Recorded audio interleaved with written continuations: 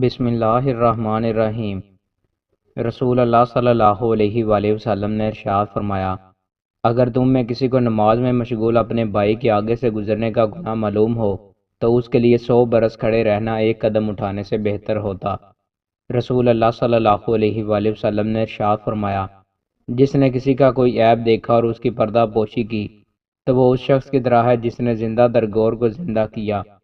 رسول اللہ صلی اللہ علیہ وآلہ وسلم نے ارشاد فرمایا، مجھے اپنی امت کے متعلق گمراہ حکمرانوں کا اندیشہ ہے۔ جب میری امت میں تلوار رکھ دی جائے گی تو وہ روز قیامت تک ان سے نہیں اٹھائی جائے گی۔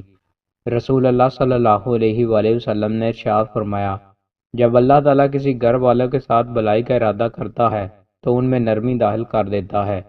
رسول اللہ صلی اللہ علیہ وآلہ وسلم نے ارشاد فرمایا، جو چاہتا ہو کہ اس کے رزق میں فراخی ہو اور اس کی عمر دراز ہو تو وہ صلح رحمی کیا کرے۔ رسول اللہ صلی اللہ علیہ وآلہ وسلم نے ارشاد فرمایا، تم میں سے کوئی شخص اپنے بھائی سے اللہ کے لیے محبت کرے تو اسے اظہار کر دے، کیونکہ یہ بات الفت پیدا کرنے میں بہترین اور محبت کو دوام بخشنے والی ہے۔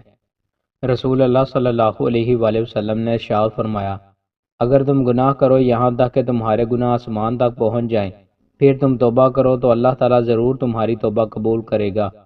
رسول اللہ صلی اللہ علیہ وآلہ وسلم نے ارشاد فرمایا، اپنے اور حرام کے درمیان حلال کا پردہ حائل کر لو۔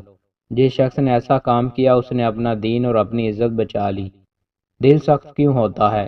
رسول اللہ صلی اللہ علیہ وآلہ وسلم نے ارشاد فرمایا، اللہ تعالیٰ کے ذکر کے سوا زیادہ گفتگو نہ کرو، کیونکہ اللہ تعالیٰ کے ذکر کے بغیر زیادہ کلام کرنا دل کی سختی کا باعث ہے اور سخت دل آدمی اللہ تعالیٰ سے بہت دور ہوتا ہے۔